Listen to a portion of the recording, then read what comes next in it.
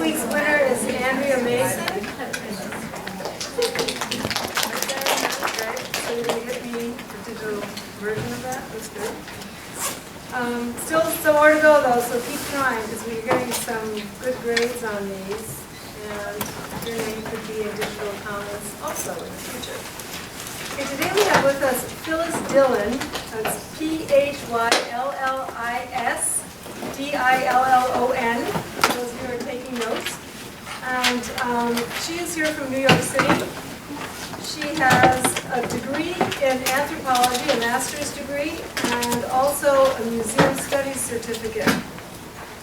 After which she became a textile conservator for a number of years, 16 years at the Metropolitan Museum of Art, and also at the Textile Conservation Workshop. We have two grads who are working there at the Textile Conservation Workshop. She was also an arts administrator for a while. Then in the mid-90s she got involved with a project at Yeshiva University in New York about the Jews in the garment industry. It was first an exhibition which I saw, a fabulous exhibition, and it was called A Perfect Fit, which is the name of the small catalog that came along with it, and also a larger book that is in our library that has an essay by Phyliss in there, along with some other researchers who worked on this subject.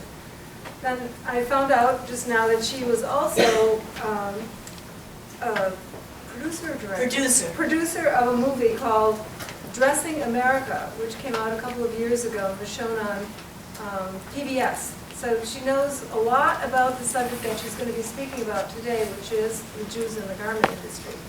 So welcome, Phyliss. Thank you. So can you hear me?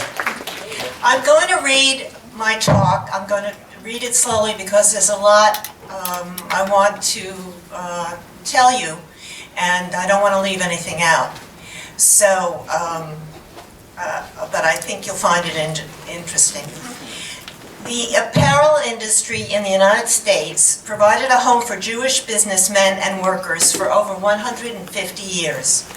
Indeed, one cannot fully understand this industry or its place in the U.S. economy over the course of the 19th and early 20th centuries without addressing the central role played by Jews as American entrepreneurs and apparel capitalists.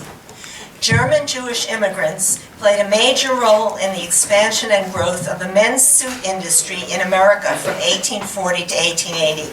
And by German immigrants, I mean Jews from Germany, and Central Europe, Czechoslovakia and Hungary. And that includes such famous people as Levi Strauss, who was from Germany, Paul Bonwit, who founded Bonwit Tellers, Henry Bendel, who founded a department store, the Strauss family that took over Macy's, the Goodman family, Bergdorf Goodman. So those people are German Jews. Some of them also came from France, but they came in the 19th century, before the big influx of Eastern Europeans at around 1880 to 1915.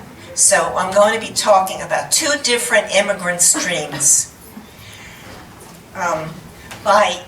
When the German Jews moved into the men's suit business, once it was already established as big business by non-Jewish clothiers and merchant tailors, who were the first to industrialize the clothing industry.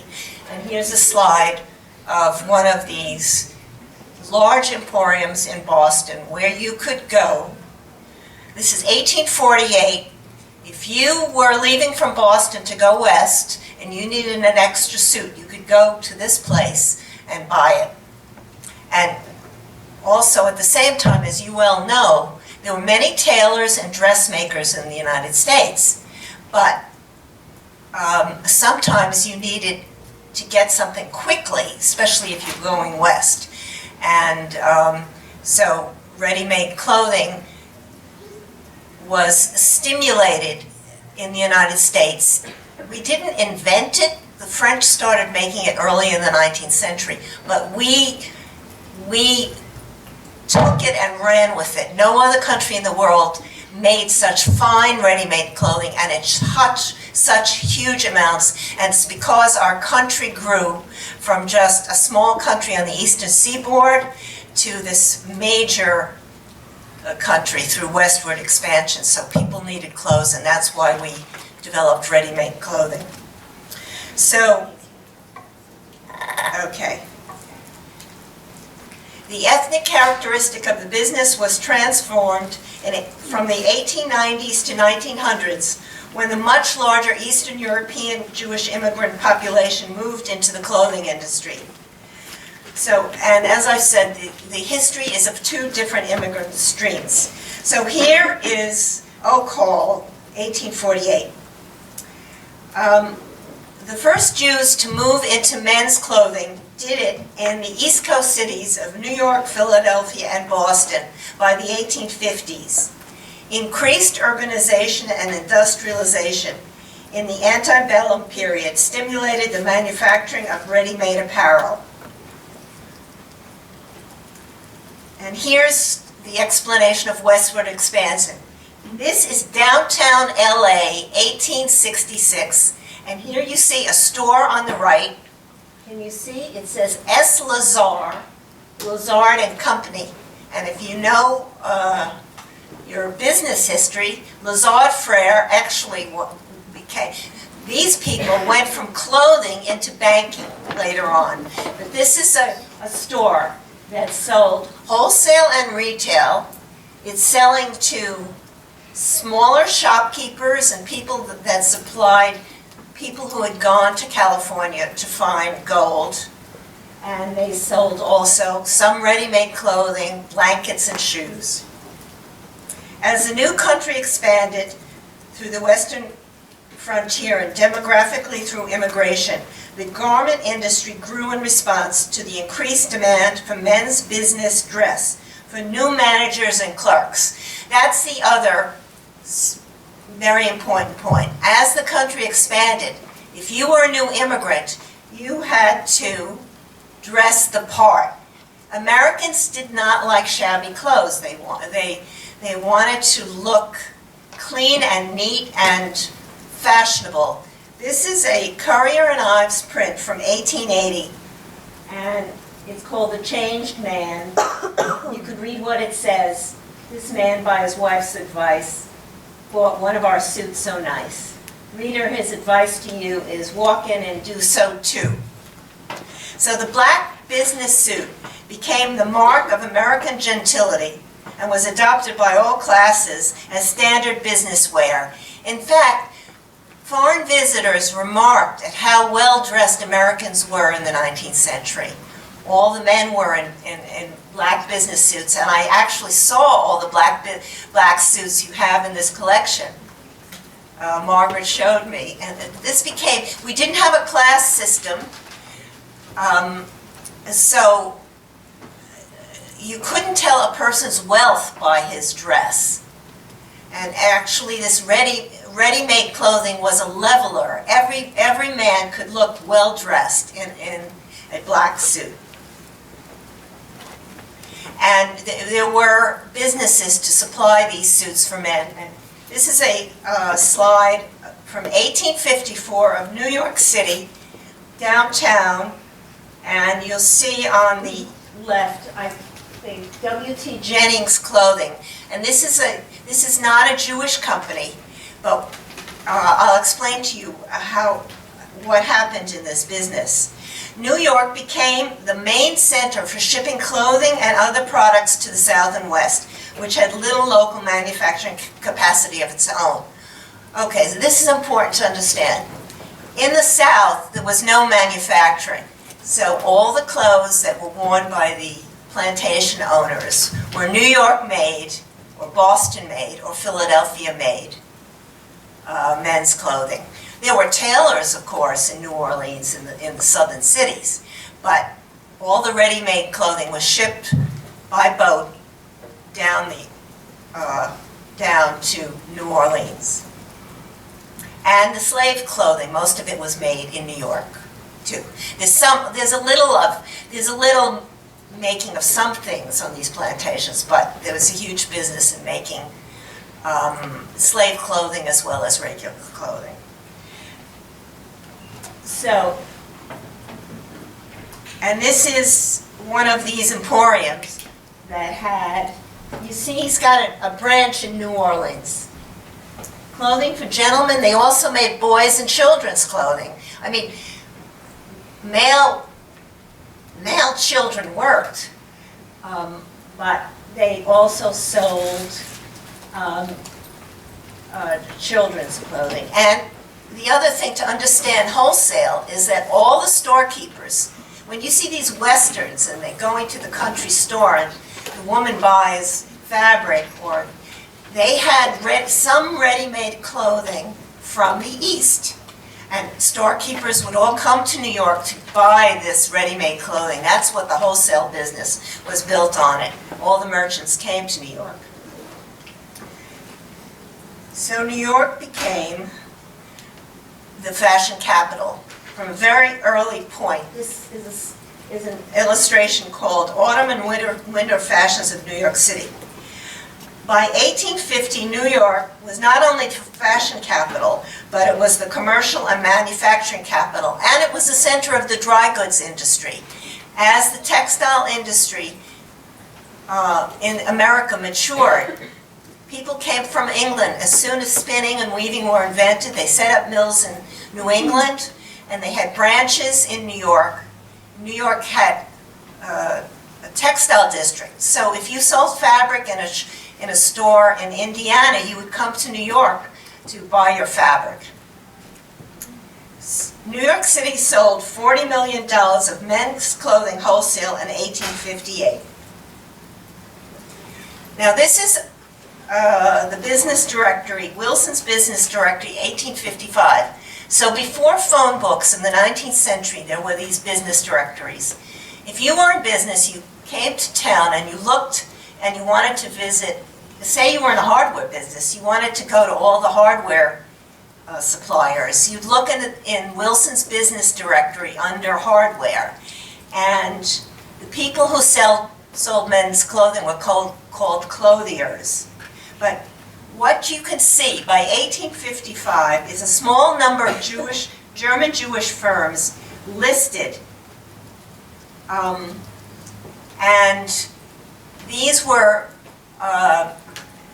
Jewish immigrants who came to the United States. They stayed away from what they considered Gentile businesses. They didn't go into anything to do with metal, or mining, furniture making, or other things. They went into clothing, and I'm going to describe why they had this propensity for going into clothing, but you'll have to accept it for now. And you can see the Jewish names, Baruch, Morris Baruch, A. Bash, Behrmans, Israel Benjamin, there's some Cohens, Kahn. So these are Jewish, and these are all firms making men's clothing in 1855, making suits. In these firms, cloth was cut by master tailors in-house and distributed to females working at home. So if you're an immigrant girl, an Irish girl, you come in 1850, and you can be sewing men's suits at home or sewing men's shirts at home. Profits were high because of the huge immigrant pool of female seamstresses who kept the labor costs low. America is an immigrant country. You look at the population statistics, after the fall of Napoleon, there are depressions, and it's not only the Irish famine, but there are famines all over Europe. So Europeans come to the United States, and they look for work, and so they fed this men's clothing industry as workers. The large clothiers were innovators in bringing the sewing machine into their operations. The first ready-made suits, however, were completely made by hand. That's an important point. The 1840 sewing machine sewed poorly, was too clumsy and costly. The sewing machine was invented and it was used first for very bulky things like sewing up bags that held grain and things like that. And they needed to refine it in order for it to be useful on clothing. So, and here is an ad for Singer sewing machines, and this is an important point. The ad, this is from 1855. The branch offices of the Singer Company are in cities where there is ready-made clothing industry.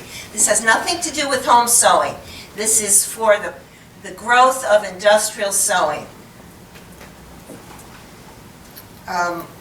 New York City remained the largest producer before the Civil War and later. But new satellite centers of manufacturing appeared as German Jews migrated to new cities on the evolving frontier. So what happened in the Civil War, the large companies like Brooks Brothers was one of these, 1828, that's a large company.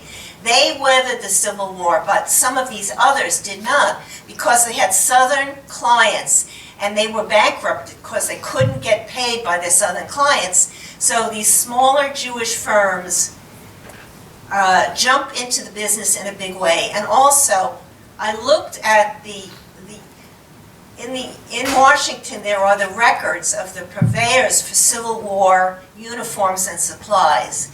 And all the records are there. The United States had to put out calls for shirts and uniforms for the Civil War. And in the various states, like Illinois, Ohio, I saw a lot of evidence of small Jewish firms coming together to make bigger firms so they could get government contracts. So that explains why by 1870, most of the men's clothing firms are owned by Jews. So we'll look at one of these satellite cities. You may not think about this way, but Cincinnati was on the western frontier in the 1840s. And manufacturing in Cincinnati supplied Kentucky and all the states around it. And Cincinnati became a magnet for Jewish immigrants, for German Jewish immigrants. In fact, Cincinnati is where Reform Judaism was invented. Many of the German Jews, many of them, they stopped being Orthodox very quickly. They were very appreciative of Protestant church ceremonies. They loved the fact that women and men could sit together and there was beautiful music. So they created a more modern Jewish service, which they called Reform. That had been happening in Germany, but it got a big push here in the United States. So a study of the recent Dun & Bradstreet records, these are records of financial records of early industrial firms, showed the Jewish strategy for entering the American clothing sector. Some scholars have called it step-by-step migration and internal community-based credit. So, I'll give the Levi-Strauss company as an example. Levi-Strauss didn't come here first. His brothers came first. His brothers came about 5 years before him. They settled in New York and they opened up a store on the Lower East Side where they sold fabric and ready-made clothing. He was the youngest brother. He came with his mother a couple of years later, and they sent him to California because gold had been discovered. He went out there. In order to get to California, he had to raise money to get the passage, and he peddled. He peddled by carrying fabrics and suspenders and tape measures and needles. So that was the strategy of how you built up a small amount of capital to open up a store. You started as a peddler.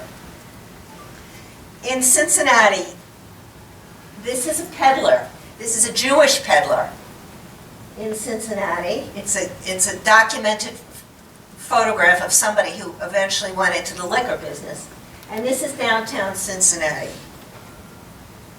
And this is one of the companies that was set up before the Civil War in Cincinnati. Feckheimer. And here, this is in Cincinnati. And these are some of these Jewish companies who are making men's clothing and uniforms. And when I was working on this project at Yeshiva, I went into my local post office and I said, hey, do you have a catalog? How do you get your uniforms? And they showed me this, they bring out this catalog and I see Feckheimer. It's still a company in Cincinnati. They make police uniforms. You know, they've been helped because they've worked for governments. It's an American company. It's still in business. The family is no longer running it. It was bought by somebody else, but it has the same name, Feckheimer. So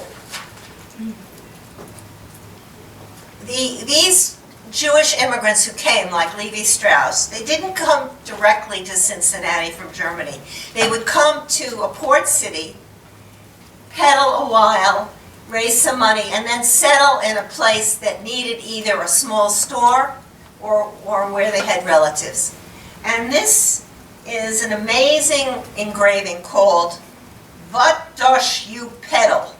from 1867. And what it is a stereotypical Jewish peddler on the right who's at the top of a mountain meeting a Hudson River painter or a guy who likes to paint on the weekends. And the German Jewish peddlers actually replaced the Yankee peddlers in the middle of the 19th century. And by peddling for a couple of years, living with your relatives, saving your money, you could build up a kitty of maybe $1,000, $2,000, and then you could move into storekeeping. And they knew how to peddle from past experience in Germany. And I just want to, why were there peddlers? Because far-flung farms and isolated village housewives relied on visits by peddlers for housewares, sewing supplies, and fabrics. I could tell you a million stories about these people who came, peddled, raised $2,000, bought a small store, paid it off, brought a brother over, expanded the store, moved to a bigger store in another city. This is how they worked. And they relied on Jewish brethren for credit. You would go to a synagogue and you would find somebody there who either sold peddling supplies or knew somebody who sold peddling supplies, or you would get a loan. And in fact, there have been studies that showed that these German Jewish immigrants, they used their brothers and sisters, just like Koreans did in these vegetable markets, to help them work in these places. They didn't buy houses with the money they made. They saved it, they put it back into business. They lived up above the store. That was a strategy in order to build the capital to go into business, and eventually they go into manufacturing. So that's a 19th century pattern to go from retail into manufacturing. So here we have one of these huge success stories. This is Hart Schaffner Marx. You probably don't know this name. We older people do. This was a moderate price suit company, the largest suit factory probably in the world in Chicago. Chicago developed into the second largest garment center after the completion of the railroad there in 1879. The earliest Jews in Chicago were small retail merchants who sold ready-made clothing in New York City. So Harry Hart, born in Germany, 1850, came with his parents in 1858 to Chicago when he was 8. He and a brother opened a small store in 1872 with $2,700 saved from working in other stores. In 1875, they opened a second store and they began manufacturing suits to supply their own stores. With 2 brothers-in-law, they formed a company in 1879, and then a cousin joined them in 1887. So now I'd like to explain why did these Jews all jump so quickly into this men's clothing business? Some scholars call it occupational affinity for dry goods and clothing. And here's some evidence. This is an 1815 engraving. It's called the Lithuanian Jewess by J. Daw. And you may not understand this, but this woman has a store in the back of her house. So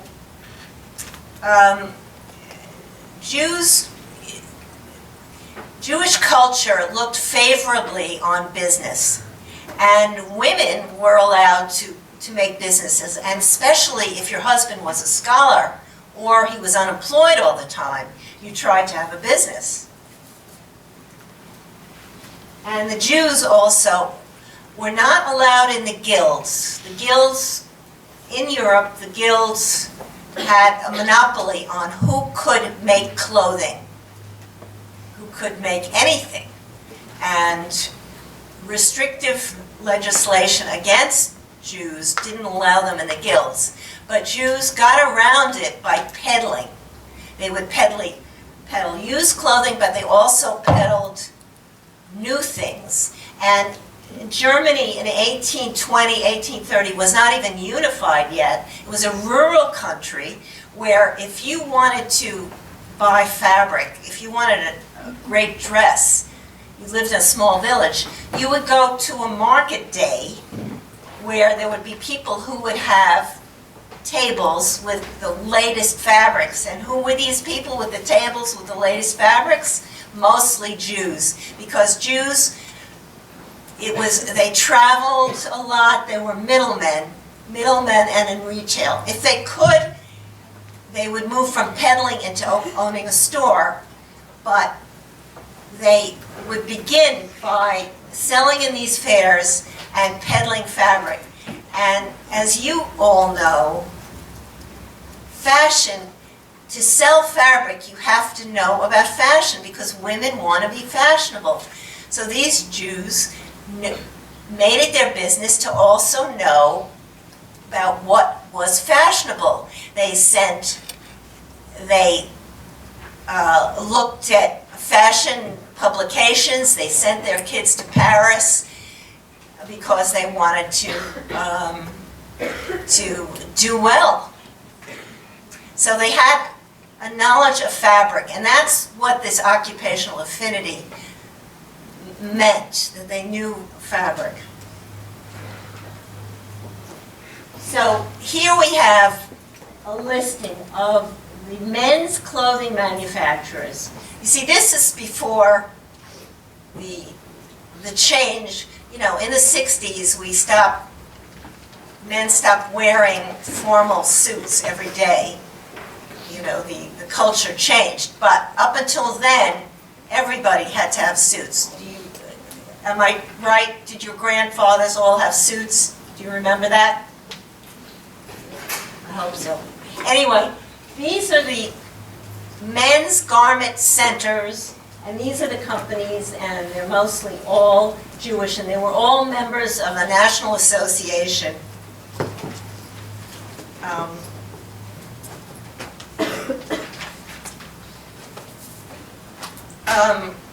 Every city had a national association. They had their own newspapers.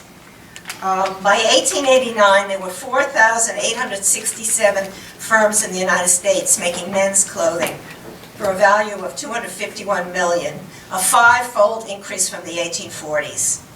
and the German Jewish immigrant entrepreneurs, out of a small immigrant population of about 200,000, had a central role in the maturing of the U.S. menswear industry by the 1880s. This is a representative example. This is this very stylish men's clothing company from Pennsylvania, from Philadelphia, and these things were not manufactured in sweatshops. This is the factory. It's a new building. So, you know, sweatshop production is only really the period of the 1890s when there's so much growth in the women's fashion business that a lot of people are setting up small shops in dirty apartments in order to make quick money. But in the 19th century, clothing was made in nice factories, and you see the workers, I don't know whether they're happy or not, but they were there. Okay, I would just like to, just as a side thing, it's something that you don't need to know about maybe, but it's interested me. What about the German Jews who didn't come to America? Well, they did the same thing in Germany. No one has really studied all this. This one book I found, which is about the early German fashion industry. So this is a list from 1835 of companies that make mantles and outerwear and structured clothing, and many of these are Jewish. So Jews who stayed in Germany, some of them went into manufacturing and retail, and in fact, in the 1880s and 90s, Berlin and Vienna they were noted for their tailored clothing, and that's where a lot of our importers went to buy very well-made tailored clothing before 1910. They went to Berlin and Vienna.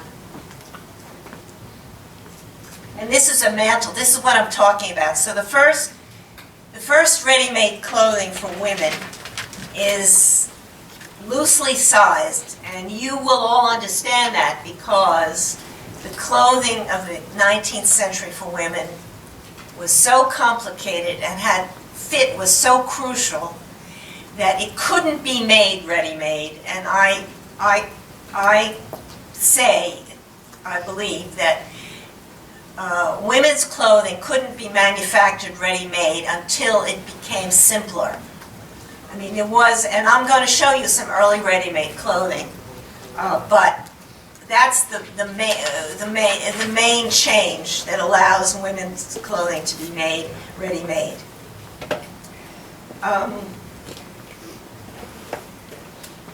All right, so the first firms, so let's talk about the women's business. So you know about the men's business, and I'll tell you, Hickey Freeman, you probably don't know that.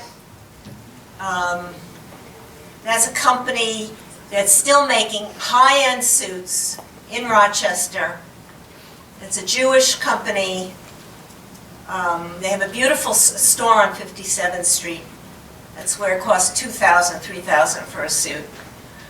So that's, you know, what's left of some of these Jewish companies. I mean, there's a lot more I could tell you about, you know, the making of preppy clothing, which Jews had a lot to do with later in the 20th century, you know, around the campuses, and J. Press, and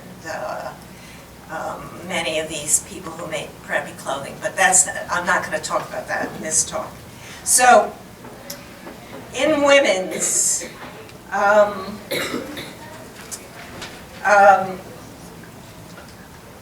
if you were a woman in New York in 1850 and no one made their own clothes, you always tried to either have a friend that was a dressmaker or your sister cut it out for you because she was better at it. Fabric was very expensive. So you needed expertise, but you would go to these places to buy the trim, the beautiful ribbons from France, to get ideas for fashion. But everybody also knew about fashion because the fashion plates from Paris were in magazines and in newspapers.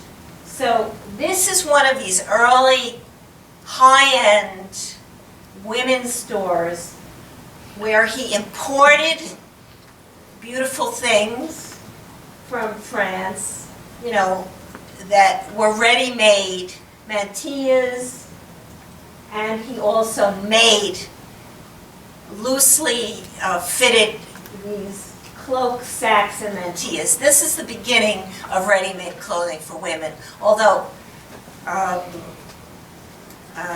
another thing was hoop skirts, but that also was mass manufactured right during the 1860s.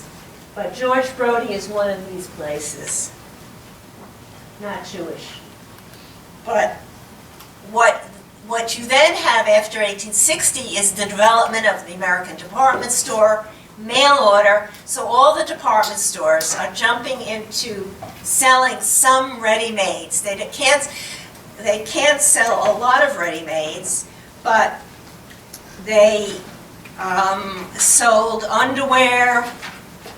They sold a small amount of suits. They sold children's cloaks. They sold ready-made hats, chemises, night dresses, corset covers, and corsets. And what is great, this is the catalog for Jordan Marshall. It's a Dover reprint from 1891. And here you see they call this our Paris model. This you can order one for yourself for $55. Jordan Marsh was doing two different things. They had some things ready-made where you just submitted your bust size, but you took your chances. Well, but they were mostly cloaks. Most of these costumes, you had to submit many measurements, at least 3. So it's really more like made to measure. There are only certain models that are available, and you have to supply your at least 3 measurements to make sure it fits. But what is great about this catalog is that in the back, the manufacturers had advertisements. So I was able to see all the companies that made the things that were sold in the catalog. And one of them is this Blumenthal Brothers, and this is a German-Jewish firm. So this is the coat, you learn about the coat and suit industry. This is the coat, this is the birth of the coat and suit industry. These companies were expert at tailoring. So they went from making cloaks and mantles into tailored suits. That's totally different from draping and making dresses, which comes much later. And it suggests to me that the women's business, it learned a lot from the men's business, and a lot of the tailoring expertise went into the women's business, and that's why we had such fantastic coats and suits from 1900 through the 20s, when they really started making a lot of dresses. But I don't think anybody's really written a lot about that.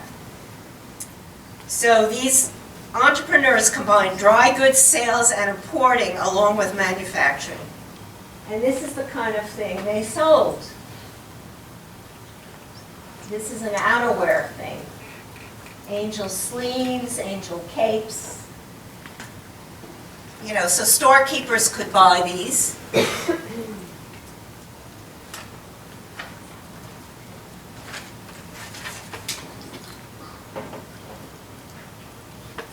So, and this is the ad from the back of the catalog. And see, all these companies, they're in New York on the Lower East Side. They're all supplying Jordan Marsh and all the other department stores. Ladies' suits and cloaks, so this is 1891. Cloaks and suits, Mrs. and Children's. You see how the children's industry is it develops very early. Because as you did well in America, you wanted your children dressed nicely.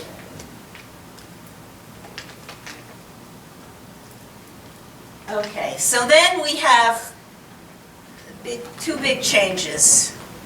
Number one, you have from 1880 to 1920 this huge migration into the United States of Jews, Italians, Poles, people from Latvia, Lithuania, everywhere. Millions of people coming in. At the same time, you have a change in women's clothing. It started at the end of the 19th century, the simpler clothing, the shirt waist and the skirt. All these women who come to the United States, they have to work and they want to work.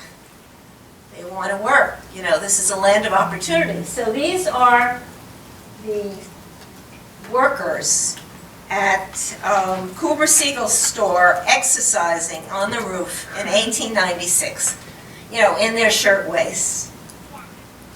So these shirtwaist blouses and skirts could be manufactured easily and cheaply.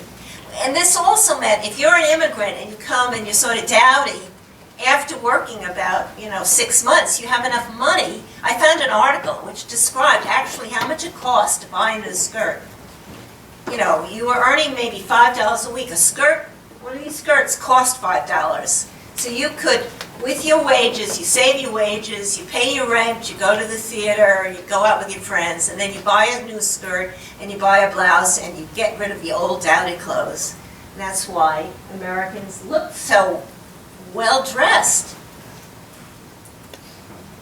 And this is one of my favorite slides, because this shows 1905 garment workers. First of all, look how well-dressed they are. Look, they had some fun in these places. It isn't all evil boss, sweatshop. They're flirting, they're earning wages, and you see the men are wearing nice shirts, vests, the young men. So that's American opportunity. And here's some garment workers from the Puritan Company, 1916. So these are coats, these are suits. And what is fun about this slide, I don't know if you probably don't know this, Puritan Company. You all know Theory, the dress brand.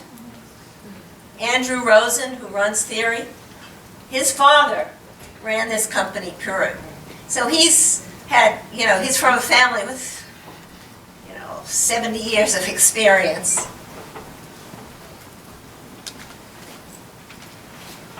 Okay.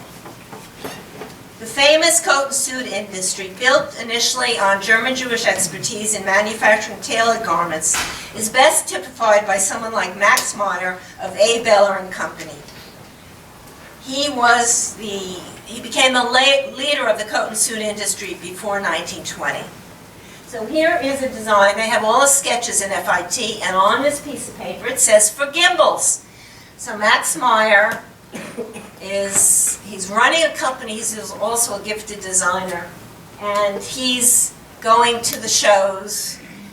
He was friendly with the French, Caillou-Sur and all the French. He's making adaptations for the American department stores at all different levels.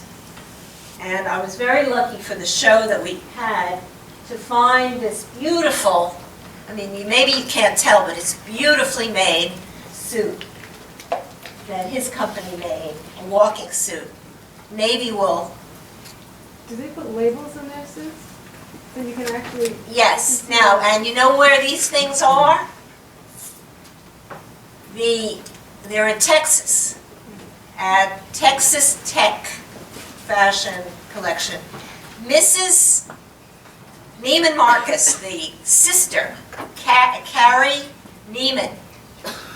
You know, Neiman Marcus was set up as a Bergdorf Goodman for Texas. She had all the latest fashions at Neiman Marcus.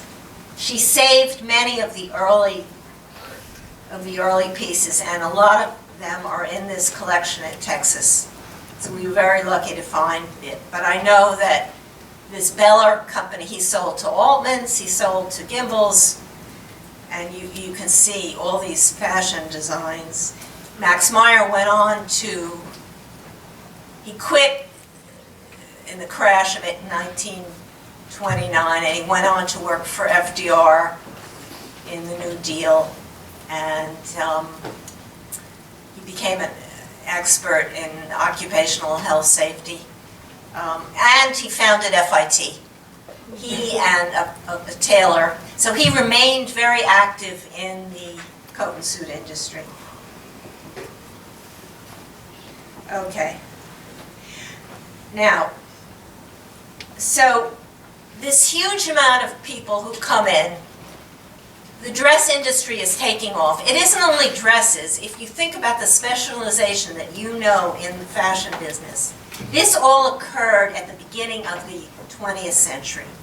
Women's Wear Daily is invented in 1910. So you have the invention of the different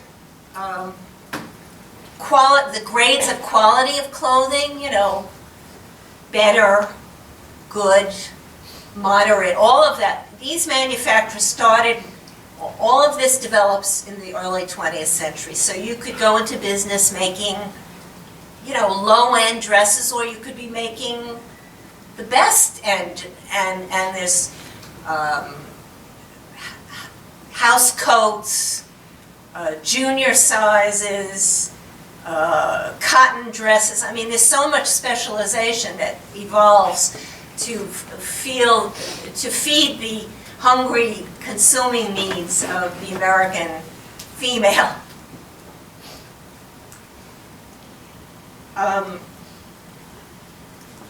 And here's a picture of, you know, you probably have learned that Dorothy Shaver at Lord & Taylor's was someone who wanted to promote American design. So I want to talk a bit about department stores, because they developed also at the same time. So in order to understand the success of these apparel entrepreneurs, you have to know a bit about the department stores. So the stores became, the stores, you know, there's argument over whether France invented the department store or America. They're really neck and neck. And although in France they're only in Paris, but in America we build them in every city in America.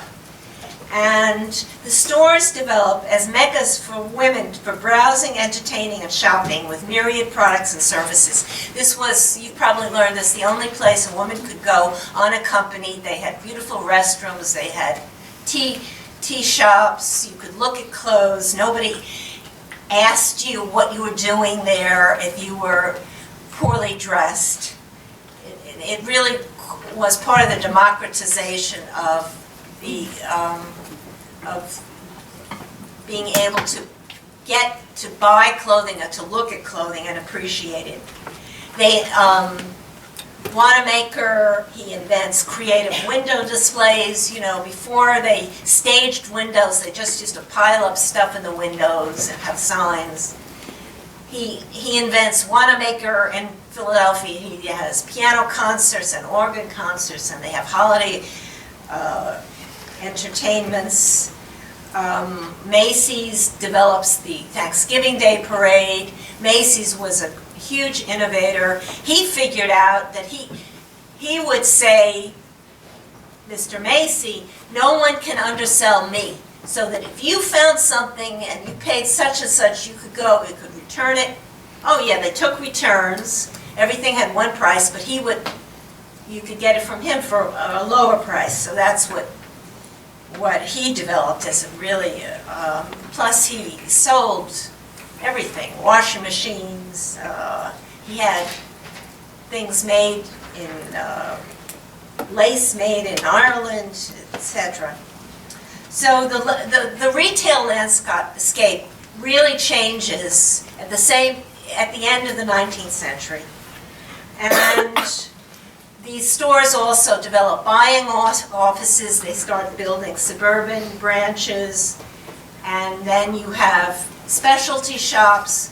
Wealthy women maybe preferred to go to a specialty shop on 57th Street rather than mingle with everybody else in Macy's. And then you have the development of discounters like Phyliss. Phyliss, he sells things cheaply in his basement, and then you have later on discount stores. So you have this, all the old manufacturers tell me that they remember the days when there were hundreds of department stores, thousands of people to sell to. Well, what do we know now? We have these chains now and everything's the same in all of them, but that was not true when I grew up in the 50s. You could go into a department store and you would see very different clothing made by all these small manufacturers. It was very different. And advertising also was invented. The idea of that you had to be in style. They used to just have list of goods, but then they figure out how to entice you with advertisements. So, and newspapers start advertising what is sold in department stores. And here's women's wear. So this is when the industry is really humming along for women's. You see, if you're in the business, you get this every day, and you read about government policy, about duties, imports. You see the arrivals. This is all the buyers who are coming in various places. There are style reports, new stores. I mean, women's wear was crucial to the business, and now I understand it only comes out once a week, I think, and it's online. We do it online. Is that right? I believe so. And this shows you this sort of 1950. I saw this. This is Fairchild. He published women's wear, and he has these directories. So the buyers would come in. This is the book of junior wear manufacturers. Look at how many there were. West 38th Street, West 37th Street, 8th Avenue, West 37th, Lama's Coat Corporation. These are only junior coats. I mean, so about 70% of the clothing consumed in America was made in New York up until World War II in these small companies. And this is just a shot of the display at the show we had here, where we had a lot of the 7th Avenue manufacturers. So, to sum up, you're an Eastern European. You come in 1902. You get a job in one of these maybe German, Jewish-owned coat and suit places. You see your boss is rich. He's hardly not there. He's going out to the country.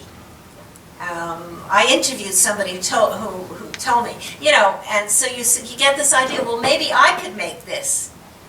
I could just knock off what he's making. So you talk to a friend who's a good cutter, production person. You say, do you want to go into business by ourselves? We'll save up $500. And you leave that place and you set up your own little company. So that's what these Eastern European Jews did. They set up their own little companies. Of course, it's very fragile. It's very tough to stay in business. As you know, the fashion business, it's so tough because, what sells one season maybe won't have a good design the next. But that's exactly, this is how what they did. Many were bankrupted, but others did very well. And some didn't stay in the business, they pass on into other things. But this explains why And then when it becomes unionized, the manufacturers are very smart about that. They realize they don't fight the unions. Everyone thinks some did, but most of them realized that in order to have a stable business, you have to have people earning a living wage. So and the problems of the early factories like the Triangle factory or others, women complained of being harassed by the foremans in these places. They would ask for sexual favors. That explains why a lot of the women became militants. So the manufacturers realized if they could have a union where the workers could go to somebody to handle their complaints, they would have some stability in the business. And most of them welcomed the unions. It was the contractors who fought the unions, some of the contractors, but basically the whole industry is unionized, and what is left of it in America is mostly unionized. And I'll end by saying that if you buy an Annette Lepore garment and you spend $250 or $300, you are paying union wages for somebody in New York to make it. Some person is sewing it in New York and she's making decent wages and sending her kids to high school and maybe to college. And that's the issue for American manufacturing, whether we are willing to pay more so that we can have American workers earning decent wages. Garment workers did earn decent wages, 20s, 30s, 40s. The ILGWU was very successful in getting decent wages. But what happened is, cheap fabrics from Japan got better, destroyed, our American textile industry, and then